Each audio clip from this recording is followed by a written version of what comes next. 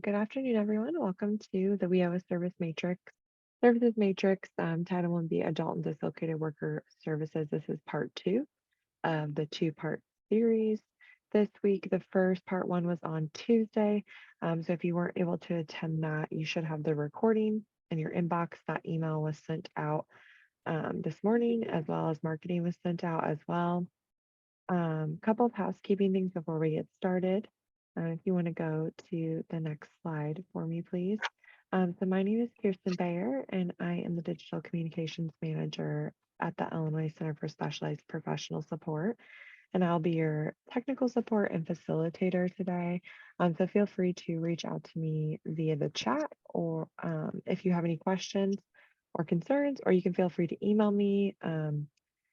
I actually don't have that phone number anymore, so we need to change that. So don't call me because you won't get me, but feel free to email me and I will be happy to help you with any kind of follow-up regarding this session today.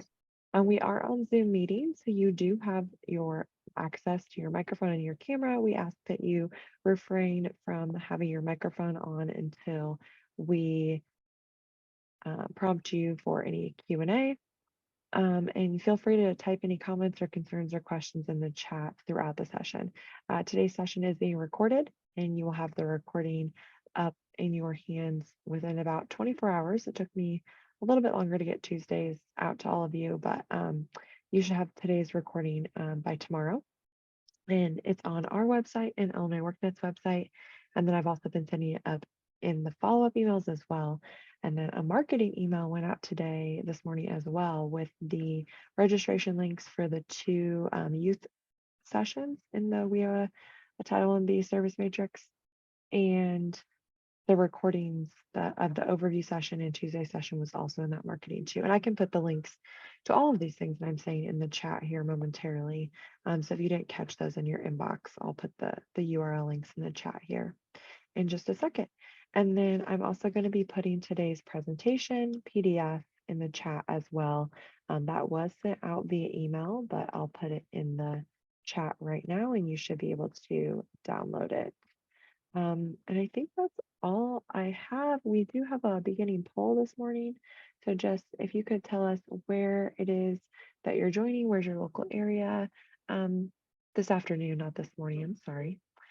And then after this poll, we'll share the results and then we'll kick it off with the content.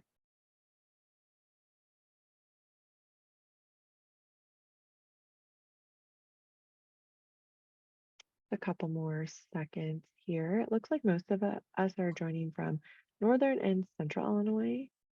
Thank you, Patty, for telling us which LWIA you're from, I'm assuming.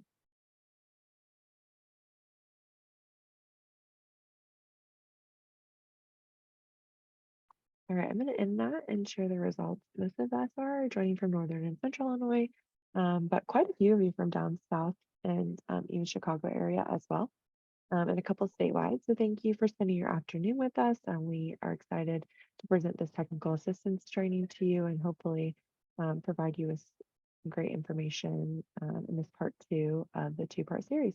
I'm going to hand it off to Laura and Paula now, but I will be here on today's session if anybody needs anything. Thank you. Good afternoon. Today it is just Paula and myself. But I saw that there were several people there from Chicago, and I did want to point out that this is a continuation session from the one earlier in the week for all LWIAs except LWIA 7. LWIA 7, because they utilize a different management information system, are going to be holding their own series of webinars. So if you've joined us from LWIA 7, please contact your administrator or the help desk to find out when their sessions are being held. So to start off, this slide outlines today's objectives. We're going to continue discussing the Adult and Dislocated Worker Services. We will cover training, supportive services, follow-up, some program exit reminders, and the National Dislocated Worker Grant Services related to disaster relief. It also recaps what was covered during the first webinar, where we covered basic career, staff assisted services, and individualized career services. And there were several demonstrations, definitions, rules, and practical applications shared for those categories of services, and we're going to do the same today.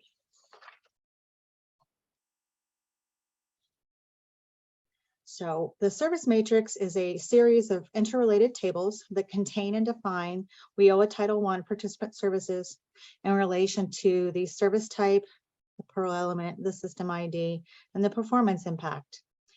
And so if you see in this version here, the Pearl element and IWDS table and the field type, that will be available for those in the field that are related to perform or to reporting. But the majority of the individuals in the field will get a version that does not have those columns. Those columns will be hidden because it's not relevant in what you do.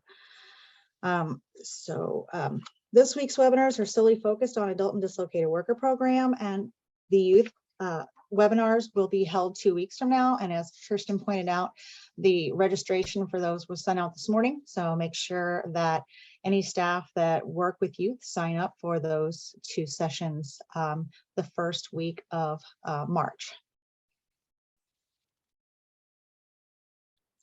The services matrix was created as a standardized reference tool. Our goal is to have everyone on the same page and speaking the same language. By creating this comprehensive list of allowable service options and definitions, we will be speaking from the same dictionary and able to provide consistent message to those that we work with. It also establishes clear definitions, which should ensure a consistent application of services across the state.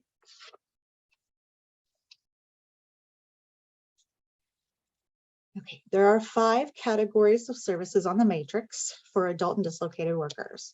Those are basic career that are staff assisted, individualized career, training, supportive services, and follow-up. Each category of services has different roles and relationships. We discussed those roles and relationships for the career services in the previous webinar.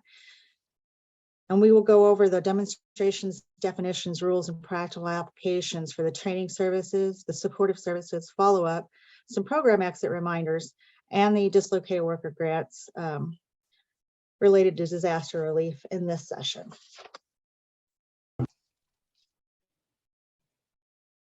And so now I'm going to turn it over to Paula to start with training. Hello, everyone, and welcome back.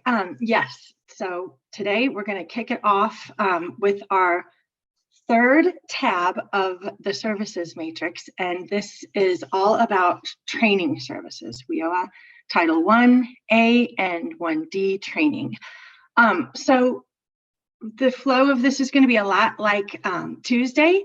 We're going to start with the definition from the law and give you some examples, some rules, show you the actual services themselves, and there will be demos throughout. So just a heads up on what's to come. So your training services are going to be given to your participants when they're determined appropriate.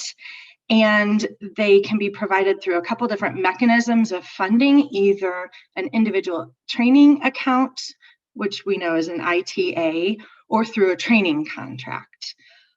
Some rules apply to training services when you're providing them to your participants, and that is for 1A and 1D adult and dislocated workers, their individual employment plans, otherwise known as IEPs, must be in place. There are ETPL requirements that apply to the ITA funded training, and that's the eligible training provider list. So those requirements are listed in the definitions. And so when you're enrolling in an training program and you're using an ITA to fund it, you need to select a program that's been approved and eligible on the statewide list. Local boards must establish ITA policies for those types of trainings, and they can limit WIOA funding for the duration of a participant's training program. So if local boards can set policies where all of the trainings you will see on these lists and on the ETPL have costs, and you'll look to the board to see the limit that you can actually fund with their ITA. So that is what that rule is referring to. Oh, next. So there, just like we mentioned before the other day for the career services, there's rules and relationships that are interconnected with all of these services in this matrix. So it's built around these. So for your training services, there are performance measures. And on top of the employment measures, they may also trigger participants to be included in credential attainment rates and or, depending on the service, measurable skills gain. So these are on top of those employment rate measures associated with the career services, and we'll demo that as well. So when you look at your ITA funded trainings, for example, an adult and occupational skills training, all successful training completions, any enrollments should always result in a secondary credential, post-secondary credential, and an MSG for your ITAs. Your contract funded trainings, like an OJT, for example.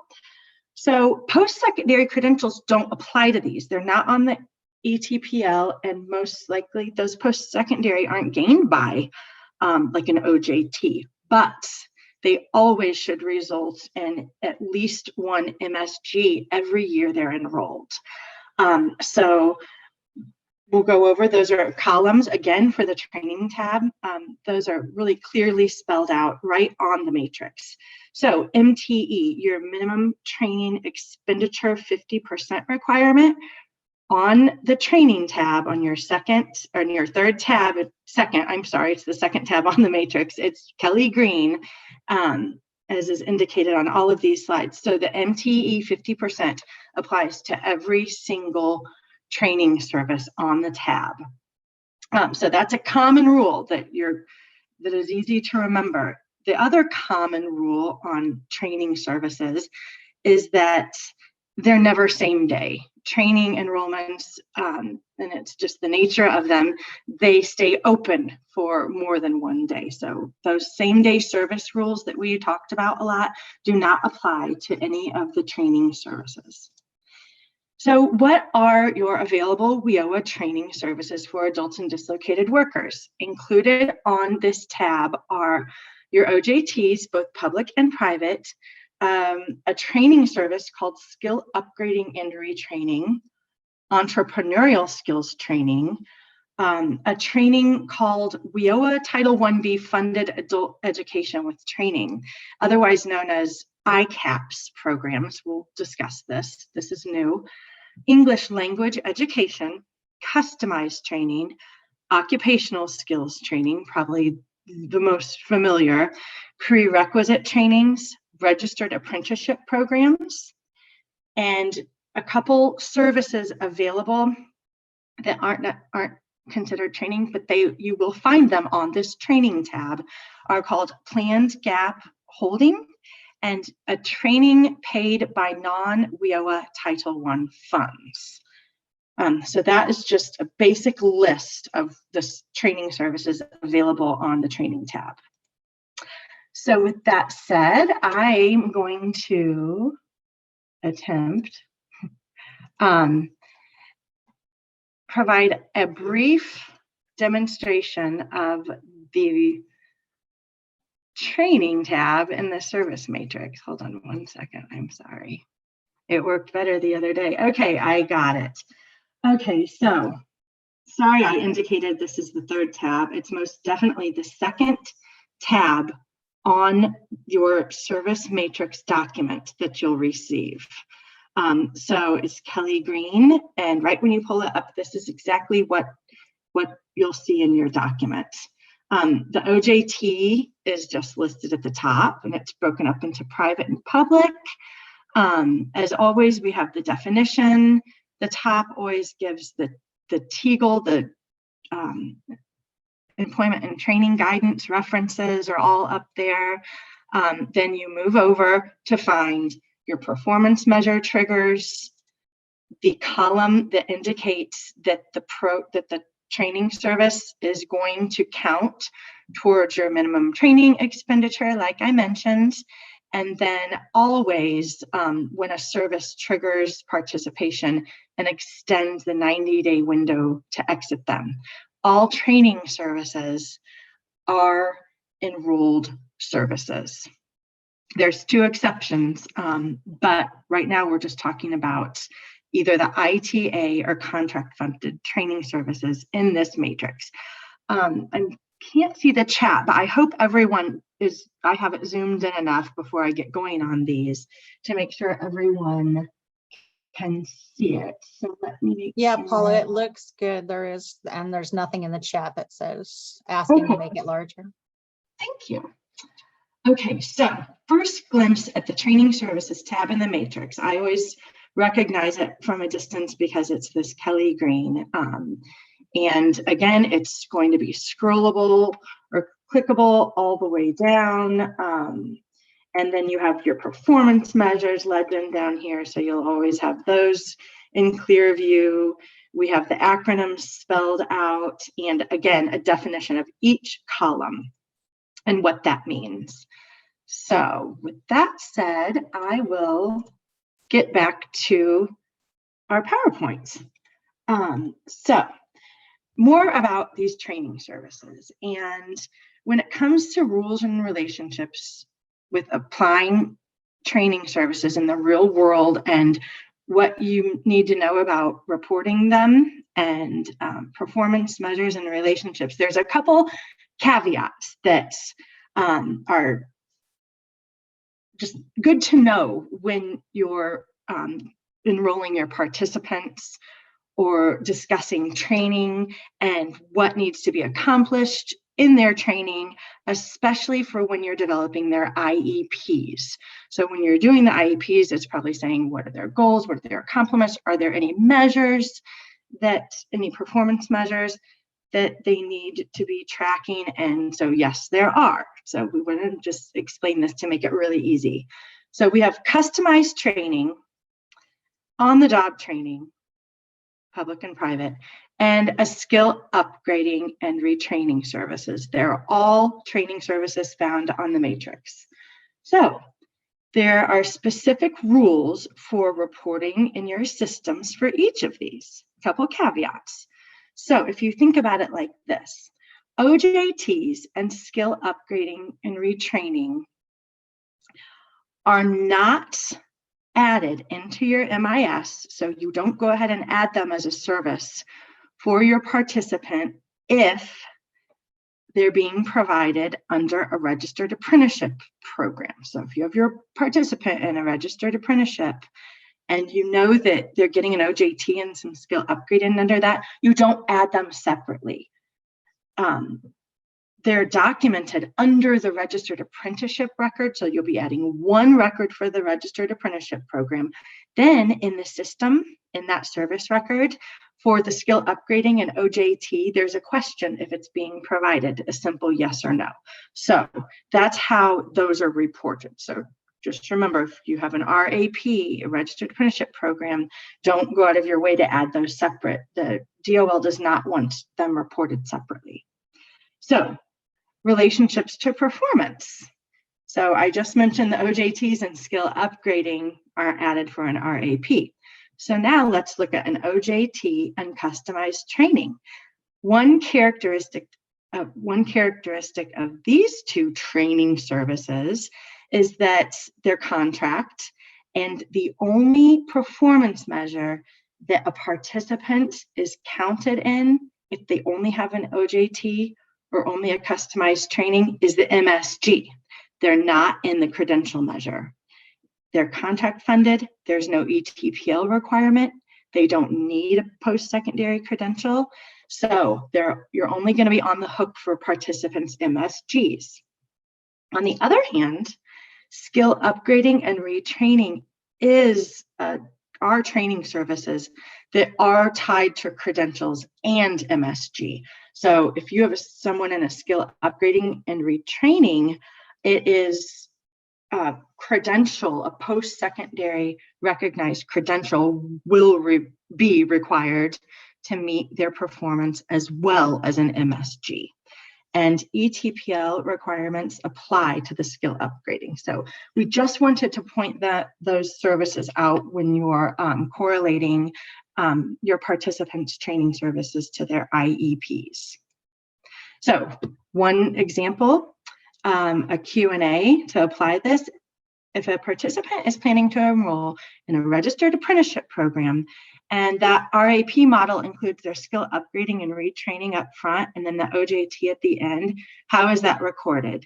Again, only one training record will be recorded for that participant. It's the registered apprenticeship program, and then the skill upgrading and retraining and OJT will just be documented within that record by adding a yes.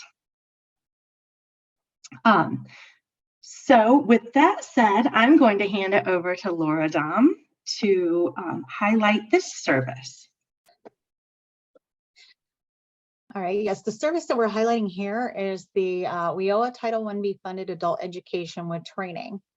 And under WIOA, this service has to be provided for the adult education and literacy activities, including those with English language acquisition, has to be provided concurrently and contextually with workforce preparation activities and workforce training for the purpose of educational and career advancement. This is a requirement, and what we want to point out here is the highlighted that it must be provided concurrently and contextually. The Illinois Community College Board's Integrated Career and Academic Preparation System, or ICAPS for short, meets that definition. And the program is the implementation of the Integrated Education and Training Model in Illinois.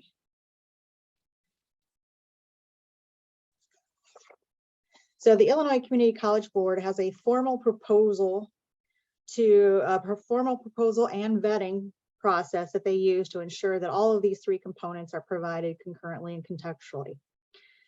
Since this service is a training service provided through an ITA, the ICAPS programs must be on the ETPL. To learn more about ICAPS and the two different models they offer, please visit their programs page at the link on this slide. Also, the Illinois Center for Specialized Professional Supports page has links to previous training webinars that they have done regarding the ICAPS programs.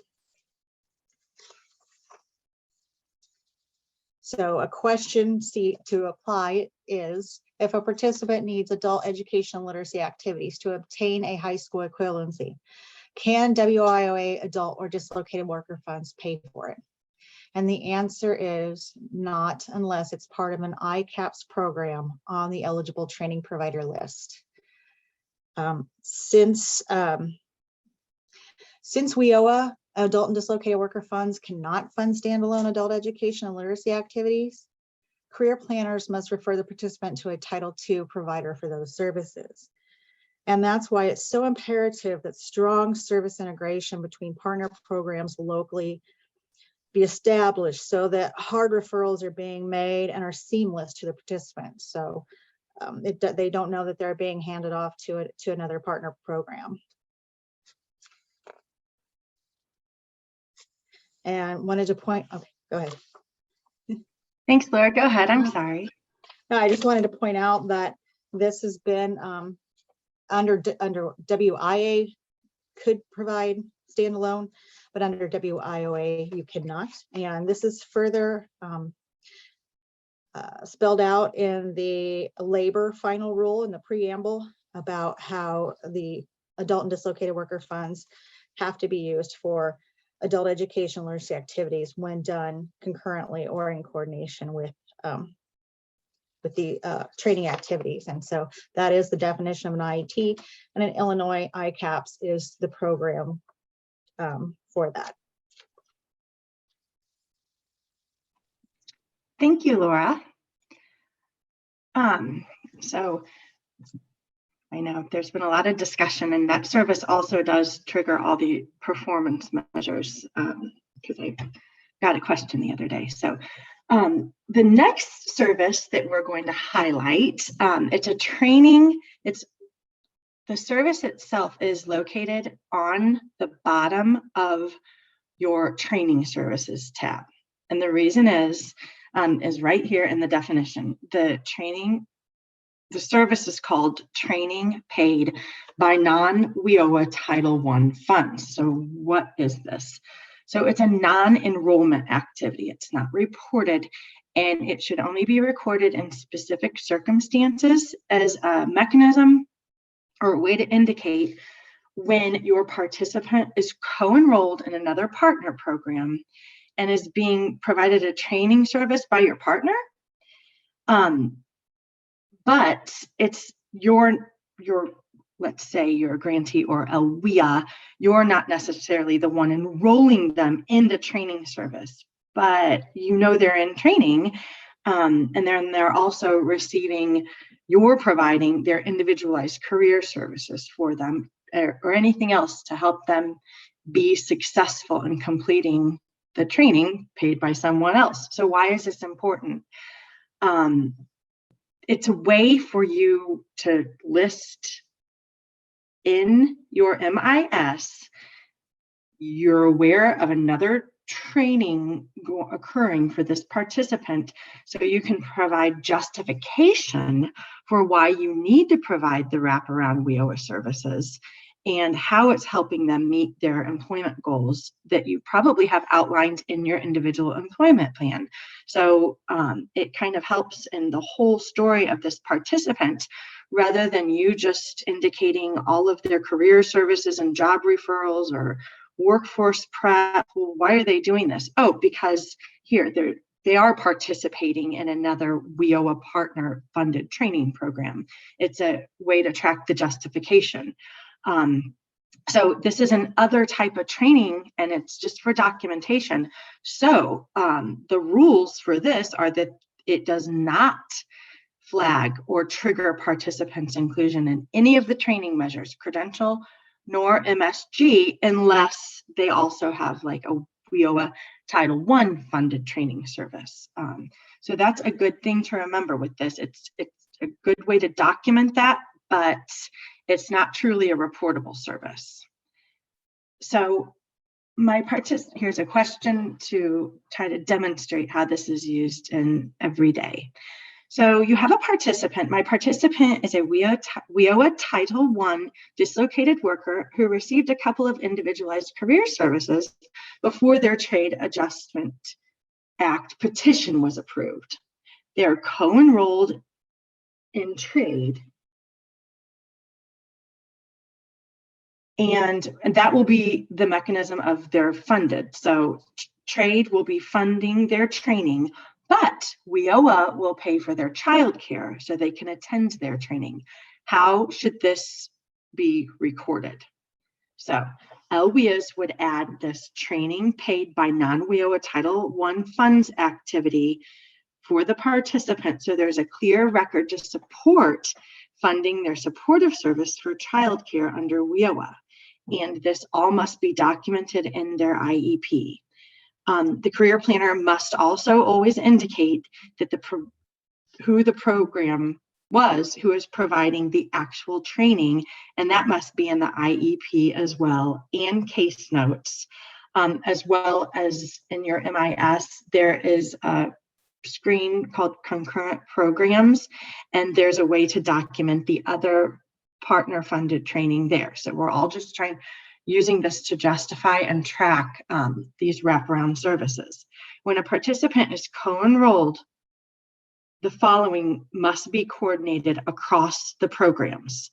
So the IEP, all of the services, and the exit has to be coordinated with the other program when a participant is co-enrolled.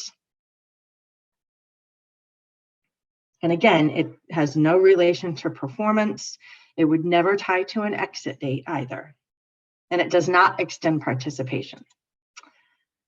Another service we'd like to highlight, again, some of the same rules apply to this because it is not reportable. It's more of a way to track the story of a participant and have an actual visual of a real record in their list of services, but in no way does it trigger enrollment, extend participation, or trigger any measures, nor the MTE. So it's not truly a training service. So we have a service that's called planned gap holding. We changed the label because this is just more accurate. It just used to be called holding, but really it's a planned gap. And the key here is planned, it's predetermined. So there's rules for reporting this service, rules for using it.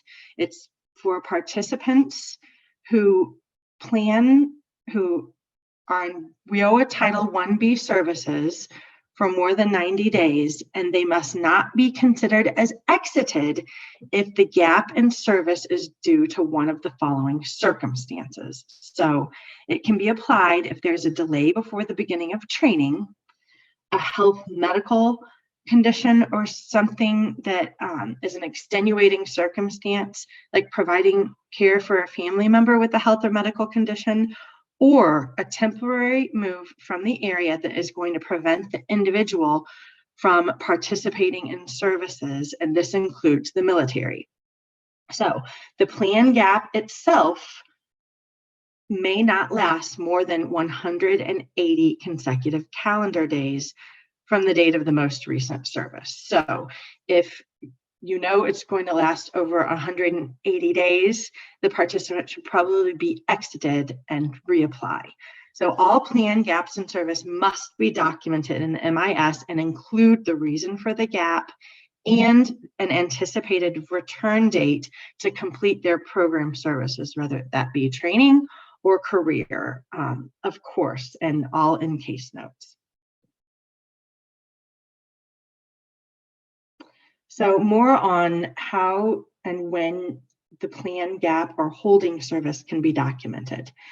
So they need to be predetermined gaps in participation, and then the individual will retain their WIOA status. So they'll actually remain a participant. So you don't have to exit them if you have a justification for adding this service, and they don't need to be exited in accordance with that 90-day service rule. So it's kind of beneficial to the participant for some legitimate cause where they really can't successfully participate, and it's not really their fault. They didn't just take off on you. It's not a cannot locate. So you don't have to exit them and then have them come back and redetermine eligibility. They have a purpose, and they are indicating that they want to continue, but to no fault of their own, they can't. Documentation must be provided and kept in the file to support this circumstance, medical or other, so that's important. And if deemed necessary in an IEP, the participant may receive career services while waiting to resume WIOA training activities. However, no other services are required to be open alongside a planned gap. If no other services are being provided and open, your participant with this service is still going to show up on the 90 days no service reports. But as you look at your 90 days report for exit, you will have to flag and mark and remember that this person is showing up and they're in holding, or they have a planned gap, and it's okay for them not to exit. But you'll want to keep the 180-day limit in mind. Plan gaps are never allowed to document when a participant can't be located. So it's not something that you just say, I can't locate them. They're not really coming around for a couple months. So I'm planning a gap. It's not the same thing. And one example of the third bullet point, where if your IEP deems necessary that a participant, so say they have a planned gap from their training for some other reason, but if you find it very necessary that while they're waiting, maybe out on medical, some injury that is just logically they can't go to training, they might need a workforce prep or something else. So that is okay. The plan gap isn't saying they can't have any WIOA participation. It's just justifying why they may not. So another scenario to highlight for the understanding of this, my participant has provided me with documentation that a medical issue is preventing them from resuming their occupational skills training, and it's a welding program starting in the spring. They have been making successful progress up to this point, but the nature of the injury would make it impossible for them to attend the upcoming courses. How do I document this in the MIS so the participant isn't flagged for exit? And your answer is the career planner must record this in the MIS using the plan gap holding service. And documentation of the medical injury and their anticipated return date, that's important, must be kept in the case file and outlined in case notes. So, mentioning those services that show up on our training service tab, but in fact, they're not truly reportable services at all, I would like to show you what this looks like, where this section of services is listed in the matrix. So again, this is our training tab, our training services tab. And if you go all the way to the bottom, the top portion is showing you all the enrolling services with all the rules that trigger participation, they trigger performance measures, they count for your MTE. So all the way at the bottom, it's this big blue bold section that indicates the rule here. These are non-enrollment services and activities. They are allowed to continue support the education with your participants in employment plan, but they don't trigger participation or extend the exit date. They only support enrollment in the program. These are not services. Again, we tried to be really clear here because we understand and it can be very confusing. So here's your plan gap holding, and this is the training paid by non-WIOA Title I funds. And both of the definitions, just like I explained, are included here. As you'll see, the columns are basically null. They're not reportable services. So with that said about those two, I will turn it back over. No, I'm sorry. I won't turn it back over to Laura. I'll explain one more thing about rules for documenting training services in your system. So especially for training services, as you document them, there are two rules, and they require an end date and a specific completion status. One of the following must be selected. Either successful, and this is defined as when you should record successful when the participant completes the service or training. The word successful in this case is not an indication that they earned a credential or certification based on that training. It's a completion. The other option is unsuccessful. Use unsuccessful when the participant withdrew or did not complete the training program. So this would even include if they were expelled. Training services should not be ended with a status and end date unless successful or unsuccessful should occur. So training services generally should always remain open until you can determine one of these completion statuses. I would like to note that in the system currently, IWDS, for most on this call, this status is on all services, as you all know when you end it. For WIOA Title I training services, it's reported to the Department of Labor. So it's a monitoring requirement and a compliance. So we should follow these definitions. So more on a couple more rules when we're talking about training services. When you're working with your participants, career planners must make sure to always fully inform your participants about the ETPL, the eligible training provider lists of WIOA approved training programs, and how that can help maximize training provider selection.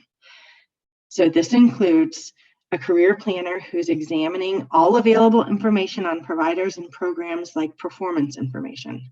Career planners should always discuss and inform participants about the contents of the ETPL in accordance with their local area policies and procedure, and make sure to document the use of the ETPL appropriately. So it's an in-depth interaction, and it must be documented under a career planning case management episode for 1A, 1D. So this is very important when we are talking about the career planning services. This is a perfect example of when to add an episode. When you're talking about them needing or going into training and you show them the ETPL. This is very important as well because it was a recent repeat finding across multiple areas during federal monitoring. So it's probably could be something that a lot of career planners are doing, and it just comes natural. We're enrolling them. We're going to make sure they know what training they're going in, but it's just now we have to make sure they're fully informed and everything is documented. It can't hurt. The more, the better documentation on this.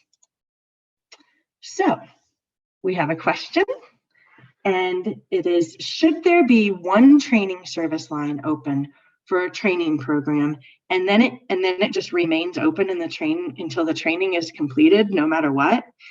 So the answer, and I just want to point out, this is tying back to when you're looking at your training service record and it remains open, and when it comes to closing it with an end date or a successful or unsuccessful completion, this is trying to demonstrate when that should occur. So should it remain open the entire time? Yes. Case notes should indicate any planned breaks such as summer semesters, holidays, etc. for the training program. If there's a planned gap in services due to the medical issue like we talked about, then the career planner would enter that activity to indicate a non-training program planned break during the training program.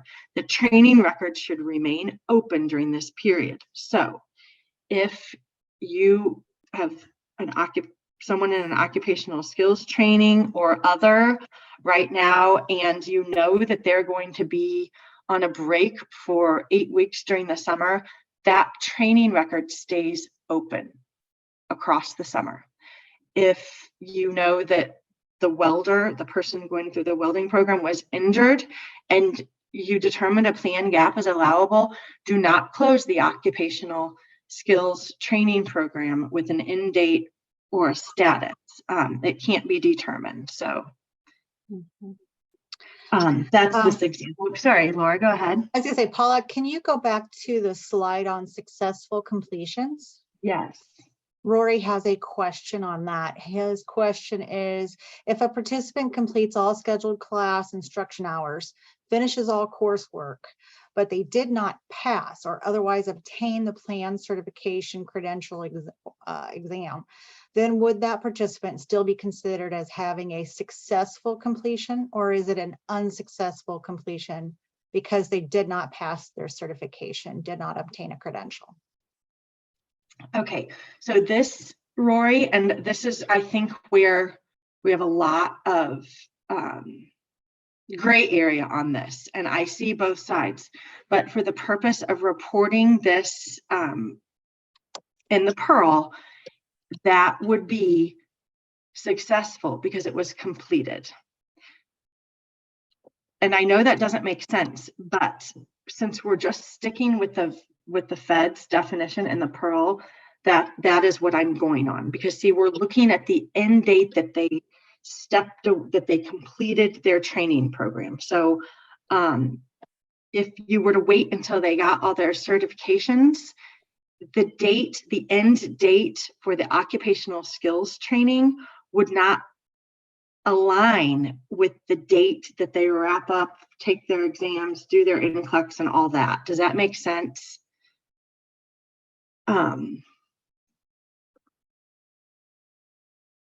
And Yes, and they think, Laura, I see you put that there for me. yeah, So I'm trying. sorry. I was trying to make sure I was capturing all answers. And then there was another question from LaDonna. Her question is successful training record question. If a client is attending training for registered nursing, but ceases training and for whatever reason still receives their CNA certifications, would that training be successful since they got a certification? And then I think I can definitely answer that and say no, that would be an unsuccessful completion because they did not complete the program. Is that correct, Paula?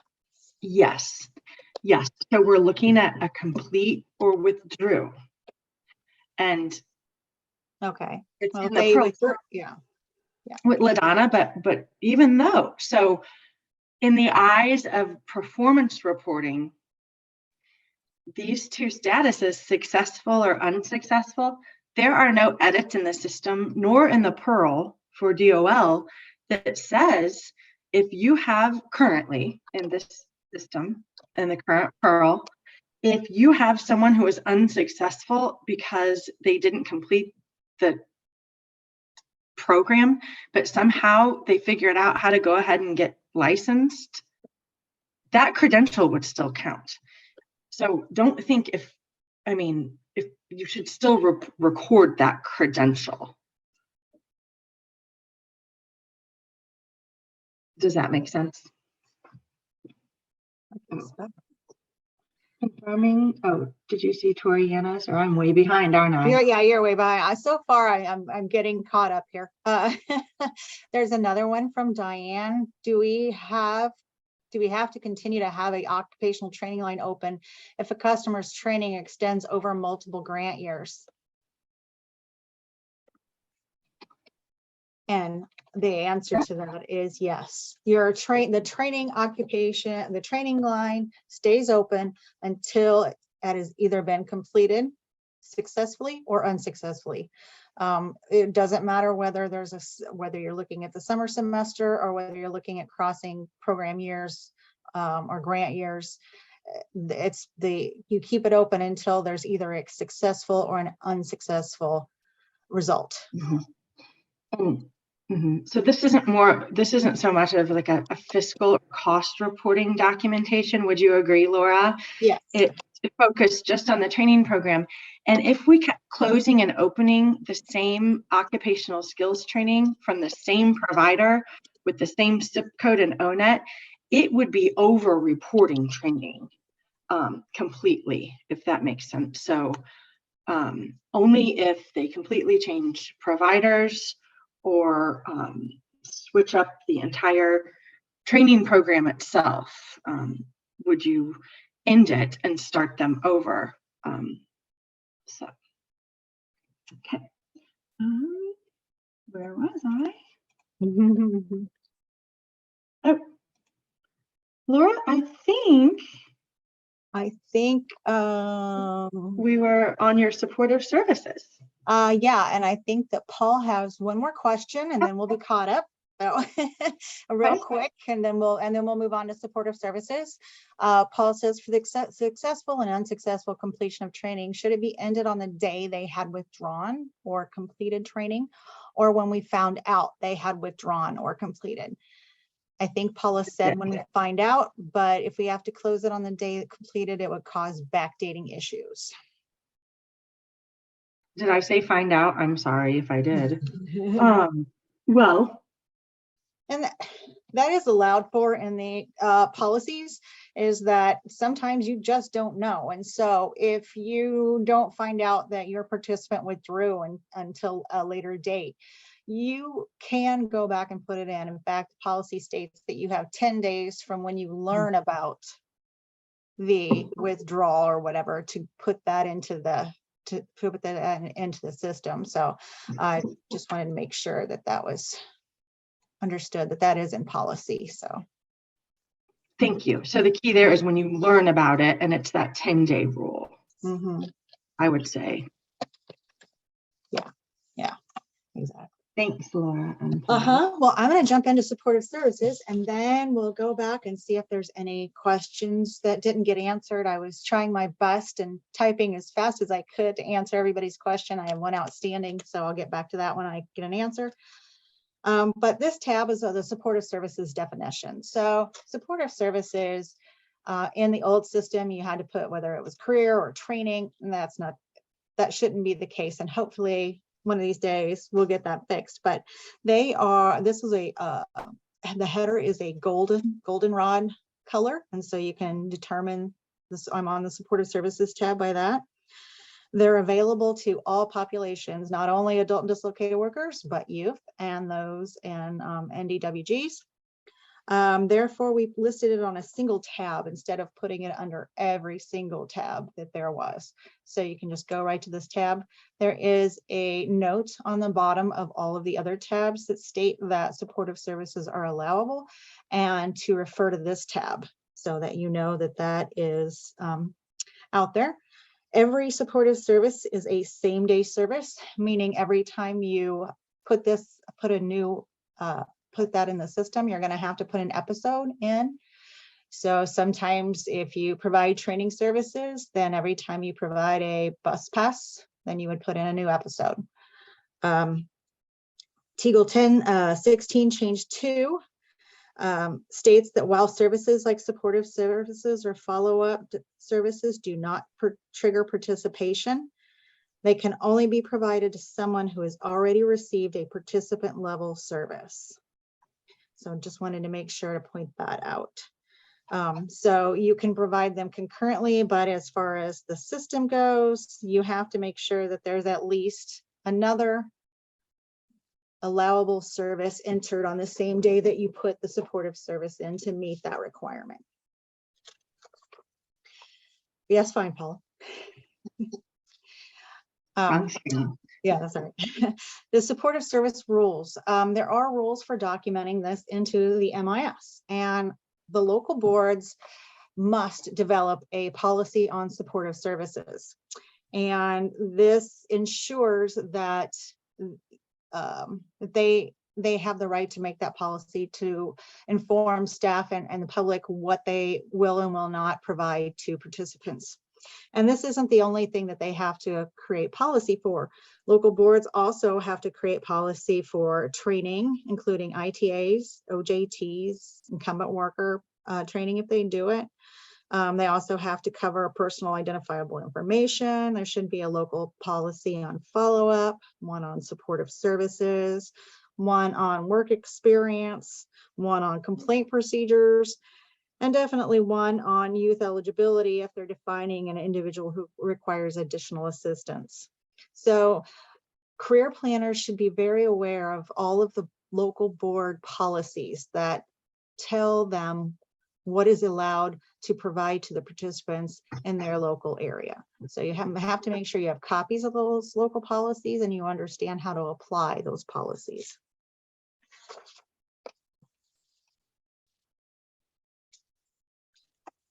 Okay, so note that supportive services are non-enrollment services, that the MIS will not allow a supportive service record until there's been another enrollment service provided within 90 days. And so it always has to be an enrollment service has to be documented first before the supportive service record can be added. So our MIS makes sure to align with the requirement. The matrix provides an array of services that would accurately justify the provision of a supportive service. So career planning should not be the only activity episode added to justify the supportive service record. So make sure that we're putting in the right services instead of just putting in a case management episode. So you can put those definitions, those rules, those discussions that you've had with the participant in the same day episode case note and not put it in the career planning episode. So these are the supportive services that are listed in the matrix. All these are standard. They've been around for a while, but we have added a new one. We've added legal aid, which is new. And we do have a requirement on that legal aid is allowable, except for that WIOA cannot pay for associated fines that originated from things. So they can't, if they had a speeding ticket and there's fines on the speeding tickets, for example, or whatever, we cannot pay those fines. And this is included in the definition on that tab. So you can see that. And then needs related payments, there's a special rule to that, and it's only allowable for adults and dislocated workers who are unemployed and enrolled in training. So they have to meet that requirement in order to be eligible for needs related payments. So supportive services demo.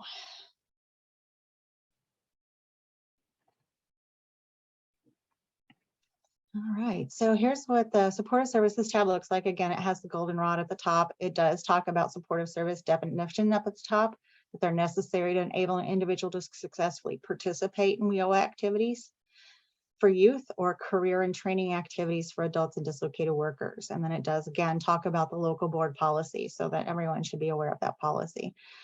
Again, we have all of the different supportive service that are available, and it gives you a definition of what is included in those different services. So you can go through and look and see exactly what is there. Now, can we highlight the legal aid there? Can you kind of put in on that just to make sure that this is what is allowable for under legal aid? I know we had a question in the chat, so this should be able to help with answer that. Legal aid can include the following: assisting in expunging or sealing criminal records, obtaining, reinstating revoked or suspended driver's licenses, assisting with securing occupational licenses when there's a criminal record that's an obstacle, untangling outstanding court debt issues. So you can try to assist them in that, but you cannot pay for those actual debts, those fines.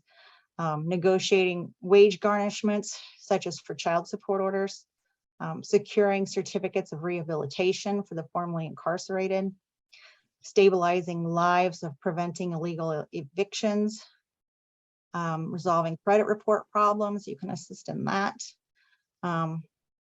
You can assist in filing for domestic violence restraining orders, and you can assist veterans with accessing health care and others. So there are several entities in the area that provide these types of legal aids. So you definitely want to make sure that you partner with them.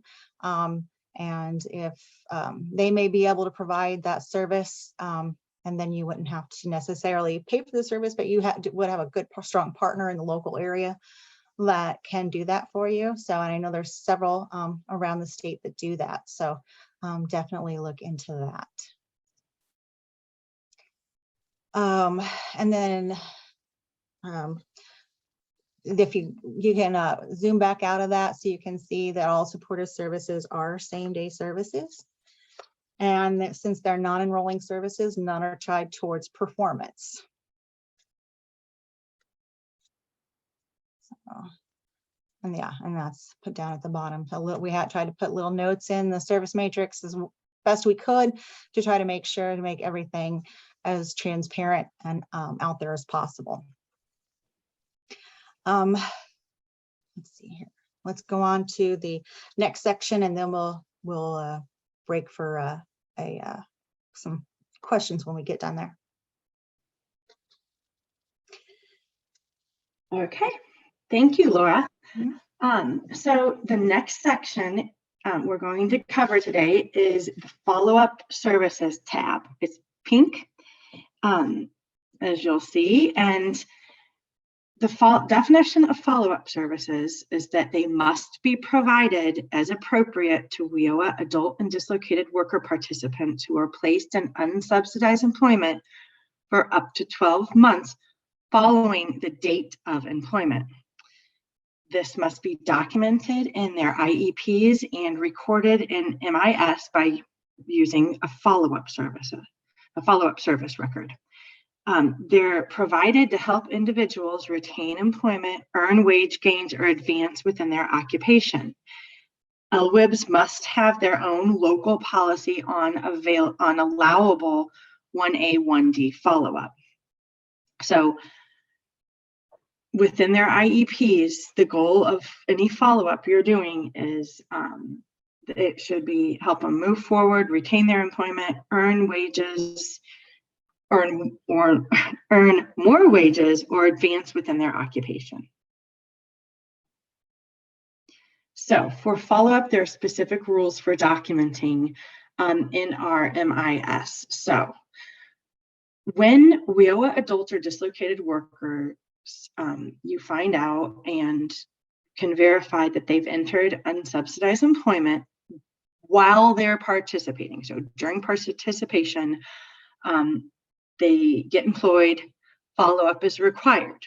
That was the rule. However, our system won't actually allow a follow-up service record, it's one service record, to open prior to you submitting their exit. So this is the limitation, but I know we've all been handling this in the field. I'm just pointing this out further. So during participation, when you find out they're employed, a follow-up should be documented via a standard or general case note only during your general two-way communication with the customer. So while they're participants, you know that they're employed, you know follow-up is required, but since the system won't let you open that follow-up record at the moment, please just go ahead and do it as a general case note. It's not the episode, they're the ones over on the left to the screen. But on the other hand, when your participant is being exited or after exit, so you're actually submitting the exit record at this time. At that point is when career planners must enter the follow-up service record, and it's allowed, and the case note to reflect the action in IWDS. Any case notes associated with follow-up services are going to be added as the standard general case note.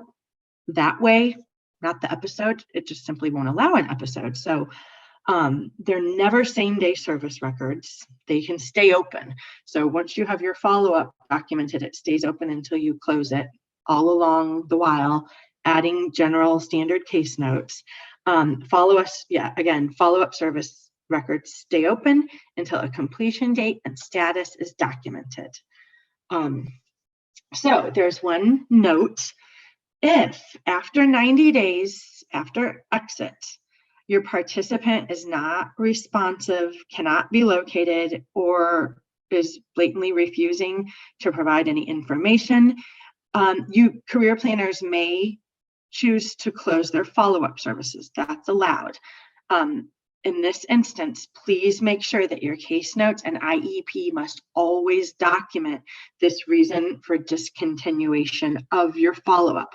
So as long as that's there, you'll remain compliant with the follow-up rules since your participant is denying it. If that's not there, if you don't indicate that, it will just seem like you stopped providing follow-up.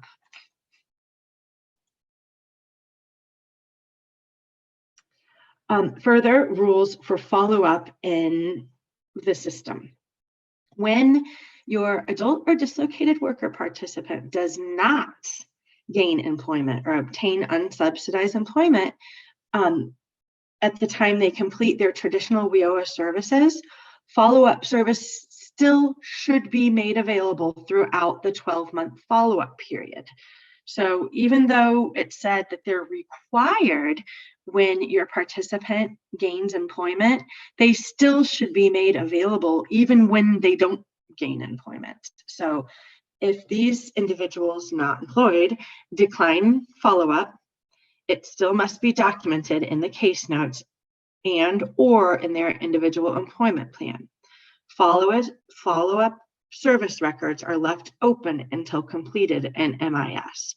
So these are participants we're talking about that aren't employed, but you still should offer it. And in this category, since they can opt out of receiving follow-up, again, once you've told them about follow-up and they say, no, I am not interested, it needs to be documented in the case note and or the IEP.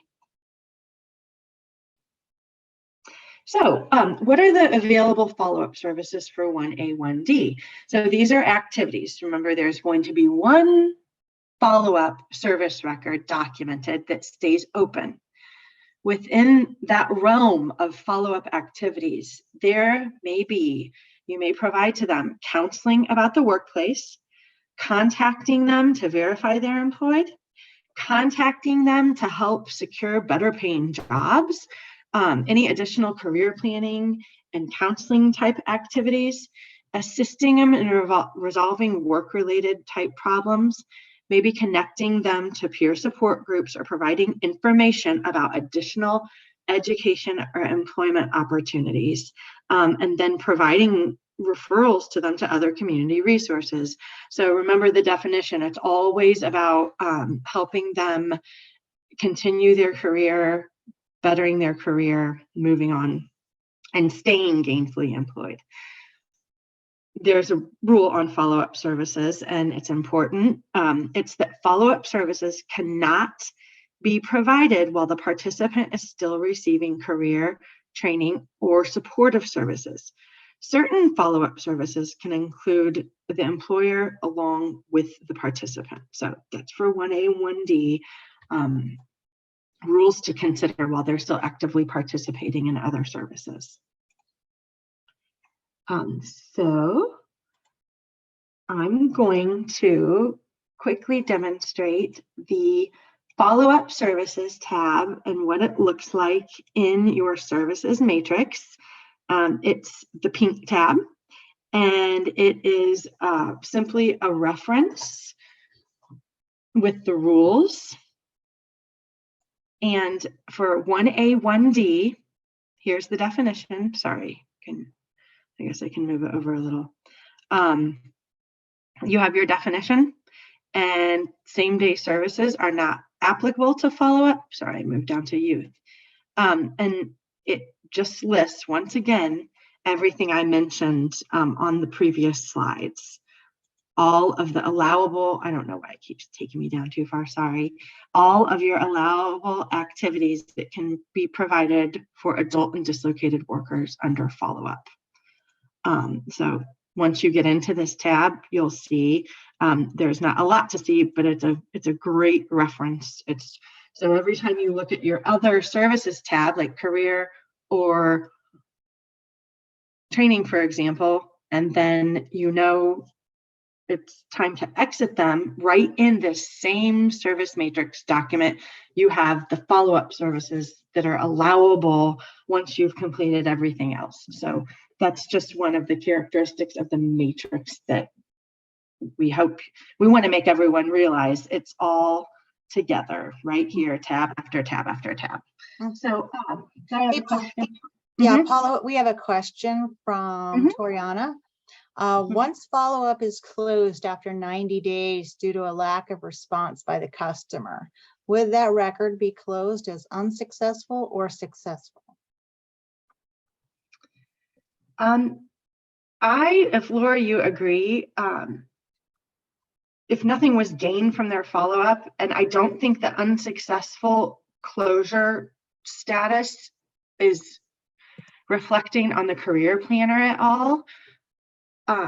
If they didn't have employment and didn't want it, and you couldn't even determine if it was successful, since we're limited with those two, I would say unsuccessful.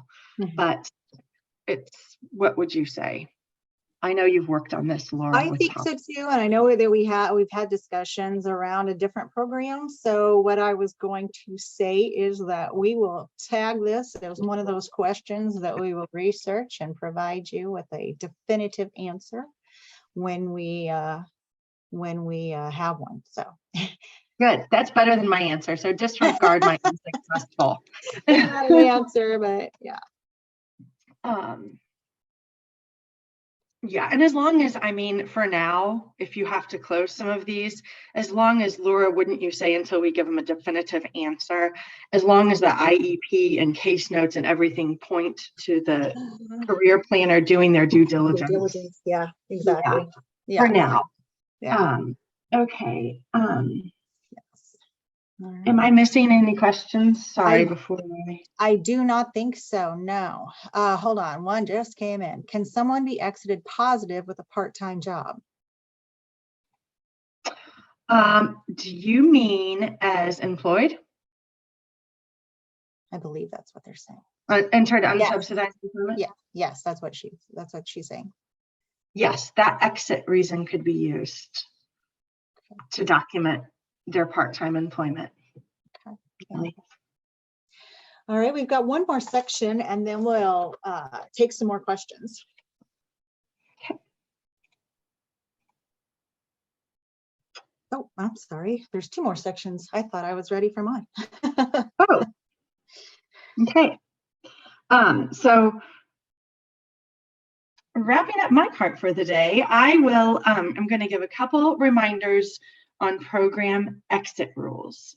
If your participant is employed and not in need of any further services, please prepare them for exit. So remember, if there are no services have been provided to the participant in 90 days, there's no planned gap, nothing justifying a planned gap, and you don't have a plan and they don't need any future services, they must be exited. This is a compliance rule, 90-day exit rule, we call it. Your customer should be offered follow-up services, and it should be case noted whether or not they accept, like in the IEP or case notes. This is kind of like a checklist. Reports are available in the Illinois Performance Accountability and Transparency System, known as IPATS, to determine when participants have not received an enrolled service and should be reviewed for exit following the 90-day no service exit rule.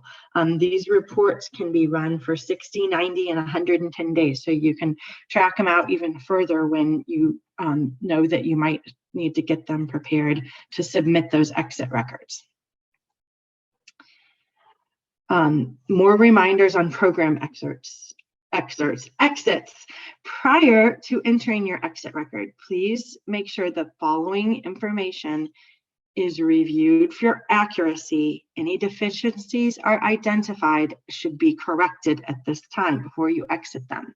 You can't undo your exit once you've put it in the system. Every service provided to a participant has been recorded and closed. Any open services by adding the end date and a completion status. All supporting documentation has been obtained and is physically located in the file, and all your case notes are entered and caught up on. Each credential, including diplomas, degrees, certificate, post-secondary and secondary, anything achieved has been added to the credential record screen and on the exit record. All appropriate credentials need to be added to the exit record to count. All types of measurable skills gains that they have achieved should be recorded. The exit record includes one school status to exit and one exit reason. If the exit reason is an exclusion from the performance indicators, as outlined in the exclusions from performance section, and it was in a training, in the section of this career planning policy, supporting documentation and validation has to be included in the file. So if it's like incarceration or deceased, that needs extra documentation on top of other exit reasons. Note, a separate exit reason is required for each co-enrolled program. So if you're exiting someone co-enrolled in trade and WIOA adult, you'll be asked for 2 separate exit reasons. And just to point out on this slide prior, once you go past not only 90 days, 110 days, you will no longer be able to exit your participant if they haven't had a service in 110 days. So if their last service end date goes back any more than 110 days from today, the system will lock you out, and that's when you'll request to a staff or manager, and they'll have to have the state exit for you. Just thought I'd point that out. Okay, so with that said, I'm going to hand it back over to Laura to talk about NDWG. Yeah. Okay. The good thing about NDWGs is that we don't have a lot of them, but the National Dislocated Worker Grants are for disaster recovery and other things. The disaster recovery and DWGs that we have are used to minimize impacts when there's a disaster like a tornado or flood or emergency situations, and that also includes COVID. There's also in the disaster recovery dislocated worker grants, participants can either receive disaster relief employment only, employment and training activities only, or both disaster relief and employment and training activities. And the disaster relief employment is one component, and it is the temporary disaster relief and humanitarian assistance employment that can be provided to assist with the impact of that disaster. And then if they wish, they could go on and get or go straight into the employment and training services component, which is all of the standard WIOA dislocated worker services on the 1A, 1D career and training services tab.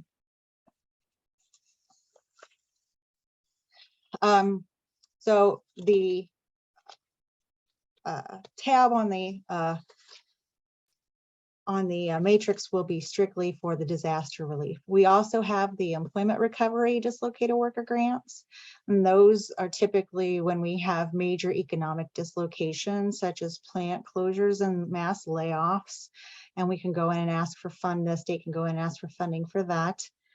And then we have other types of non-WIOA grants like JTED and the PROUD grant that's coming up. And when we have something that's like that, each grant is going to have its own set of services specific to that grant, and they'll be outlined in the notice of funding opportunity and grant agreements. So you can go to the demo there. And as I said, the only thing on this tab is those services related to disaster relief employment component of this National Dislocated Worker Grant. So there is a service for the actual employment, for their safety training, and then for all of the supportive services that they can be provided while they're in disaster relief training. And one thing that I did not point out in the supportive services tab that I'd like to point out here is that we have renamed all of our supportive services so that it says SS in front of it, and then the dash, and then what the service is. That way, all of the supportive services are now going to be grouped together since the drop downs are alphabetized. Same thing we did with all of the work-based learning. Everything starts with the WBL. And so, as you can see here, and so all of those will be grouped together in that drop down.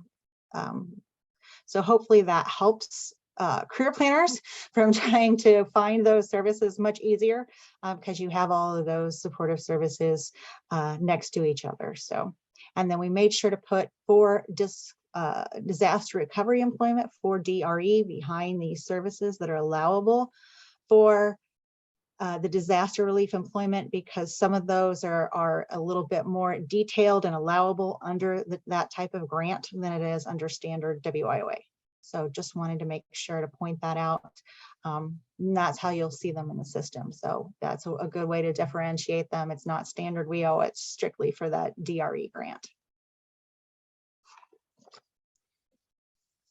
And I think that's it. Of course, there's no performance measures. Those are tied separately. They are same-day services, and that MTE, if you can bring that back up real quick. Oh, I don't know if it's in the version you have though, Paula. We do, I've spoken with John Barr, and sometimes that there may be an opportunity, especially if assisting individuals in this and the NDWGs. Yeah, it's probably not in there because this version's earlier. That those services may count towards the minimum training expenditure requirement, may count towards the leveraged funds that are allowed under the minimum training expenditure requirement. So I just wanted to point that out. I did put it at the bottom of the latest version, so we'll make sure that you have that. So thank you, Paula. All right, the next slide should be questions. So we can look and see if there's any other questions that we've got out here that wonderful people have not already responded for us. Thank you. Will an open holding segment prevent the system from locking the customer file at the 110 or 120 day mark? No. The plan gap holding. The plan gap holding, yes. Um, Will it stop the system from locking the customer file? oh, no, no. Okay. So that's a good point, though. No, because since it's not reportable, it can't extend participation. The edit in the system has no way to see that service and then go ahead and be like, well, they should be able to exit them because they were in holding. They'll need to come back with when the holding is over. It doesn't have to take 180 days. When they come back, you'll update a service and the 90-day clock will start over when their plan gap is over and you've ended it. Does that make sense? And additionally, while they're in that holding, because they can't attend class for whatever reason, whether it's an injury or whether another example that Toriana put in the chat is that, the class gets canceled because they don't have enough enrollment in that course and they've got to wait till the next semester. There's no reason why you can't continue to provide other services during that time frame. You're holding the training, but you can still provide other career services during that time frame, and then that will also keep it from locking because that is a service that extends the 90-day window. Yes, exactly. Good point. So if you are doing those workforce preps, those will trigger the system to keep extending it. It's only when you have nothing else recorded for them. That's a good point. Thank you, Laura. Christine, I don't know that we're going to necessarily put this chat, publish it with the presentation, but I know that Kirsten is going to make sure that we get this, hopefully, so that we can include this in the question and answer, the FAQ that we are developing around the service matrix. And so that way those will be available to everyone, and we'll make sure that we get that put out there. So, and again, Kirsten said that you can save the chat yourself so that you will have that right now instead of waiting for us to put it in the FAQ. All right, let's see here. So Toriana is right with up until just when we finally defined the successful completion statuses, we said, okay, training programs should remain open and they should remain open with the plan gap holding. Prior to that, sometimes they were getting closed, which seemed to make sense, but that was not how it should be. So Toriana, you're exactly right. They won't show up on your 90-day exit report. Just they'll have a training service open, most likely with the plan gap, if it was the training. And definitely want to point out, I put it in the chat, but to let Allison and everyone know that it is our intention to ensure that you have the result dislocated worker services, that part of the service matrix. We're going to make sure that we have that in a PDF format and that we send that out before those changes are made into the system on both for IWDS and for Career Connect for LES 7. So we definitely will have that out to you before they go live into the system. But we will reserve the youth one until we do the youth webinars that first week of March, just because there's so many nuances around it that we don't want to confuse anyone until we have a chance to introduce it to them.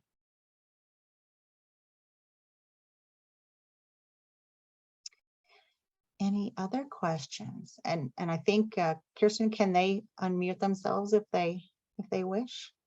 Yeah, they should be able to. Yeah. Okay. And I just put the chat in the chat. I put the recording and presentation from today will be sent out in a follow-up email tomorrow.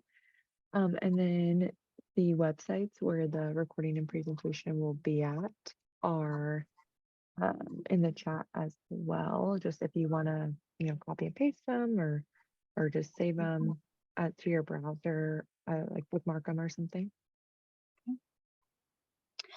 All right, well, Paul, I think we can go on to the next slide.